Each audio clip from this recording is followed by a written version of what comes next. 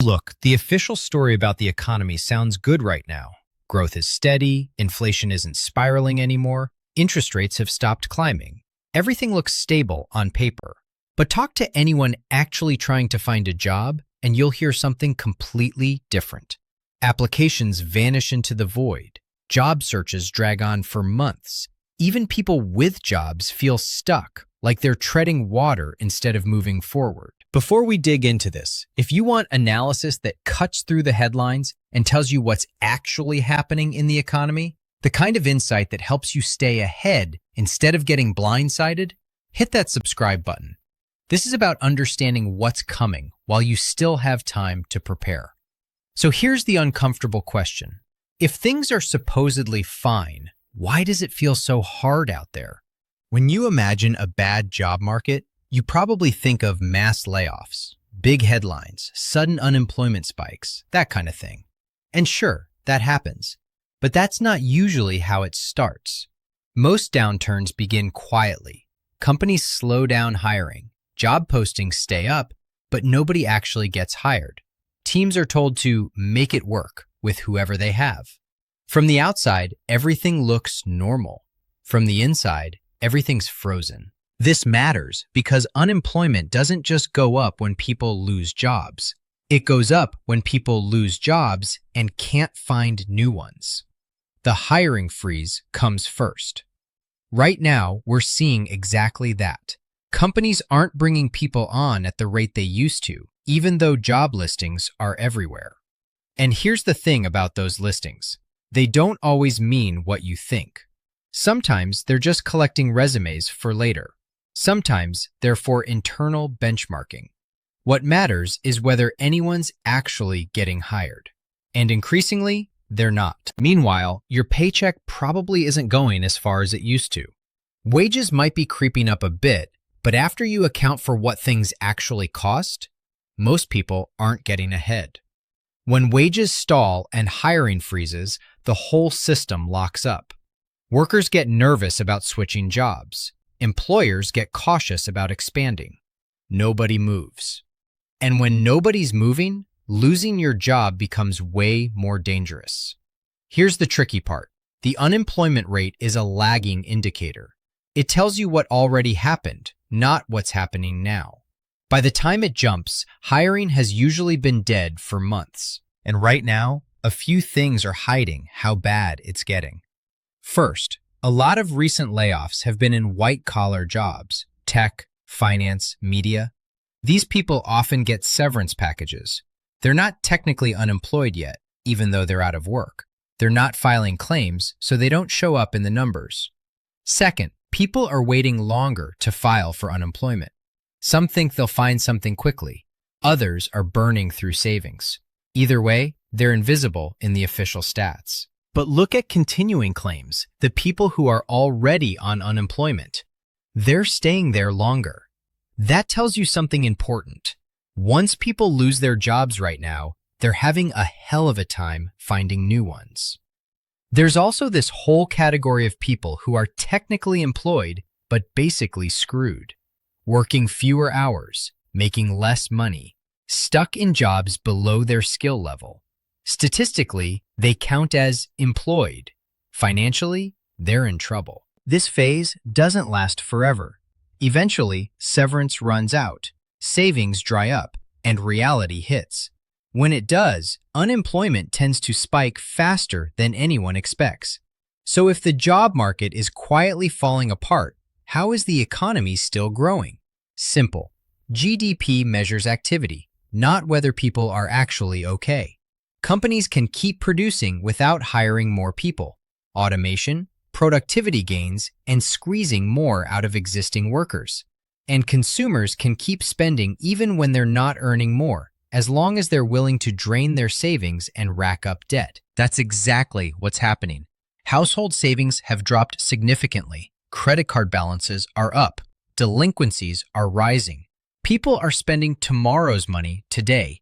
This lets GDP look fine while the labor market weakens. Economists call this jobless growth, and historically, it doesn't end well. There's also a timing issue. GDP looks backward. Hiring decisions look forward. Companies don't wait for the data to turn bad before they stop hiring. If they think demand is going to soften, they pump the brakes immediately. This is why watching GDP alone can mislead you. Labor market problems show up first, often long before the growth numbers catch up.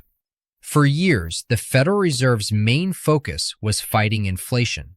As long as prices were rising, they could justify keeping interest rates high, even if it slowed things down.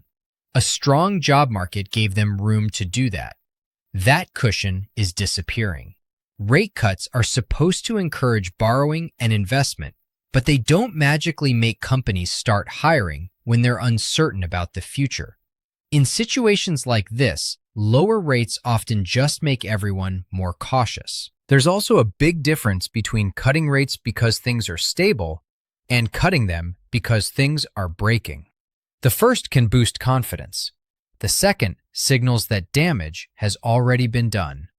Labor market data is now the most important thing the Fed is watching. If delayed unemployment starts showing up clearly, they might have to move faster than they want. Not because things are improving, but because they're getting worse. In everyday life, this stuff shows up gradually. Stores close. Service gets worse. Hours get cut before jobs disappear. People become pickier about what they buy. Businesses on thin margins pull back even more. Retail and service jobs, the ones that usually absorb people who've been laid off, are struggling too. Rising costs and weaker demand mean they can't really expand. And when they do hire, the pay often doesn't cover basic living expenses. So you get this fragile situation where people still have jobs but feel anxious. Spending slows down, confidence erodes, and the whole thing feeds on itself. For a lot of workers, there's another layer to this: healthcare. Most Americans get health insurance through their jobs. Lose the job, lose the insurance. When the job market feels unstable, people get risk averse. They stay in jobs they hate. They don't make career moves. They don't start businesses. The whole system freezes up even more. And when layoffs do happen, the consequences hit immediately. COBRA is expensive. Marketplace plans come with sky-high deductibles. Medical debt is still one of the biggest sources of financial disaster, especially when jobs are scarce. The psychological toll matters too. Job insecurity plus healthcare insecurity creates constant stress, which affects how much you spend, how well you work, and even your health. Economies running on fear tend to slow down, recession or not. Honestly, there's no single answer to what happens next. Best case scenario: hiring stabilizes. Wages start catching up again as inflation eases. Unemployment ticks up a bit but stays manageable. More likely scenario: the labor market leads us into a slowdown. Hiring stays weak. Severance packages run out. The hidden unemployment shows up in the data. Consumer spending weakens, and businesses respond by pulling back even more. But there's a third possibility that's arguably worse: prolonged stagnation. Not a dramatic recession, but years of weak hiring, stalled wages, and constant background anxiety.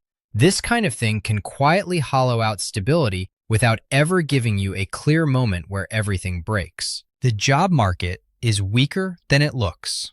The data lags behind reality by design. And by the time unemployment becomes obvious to everyone, it's usually too late to adjust easily. This isn't about panicking.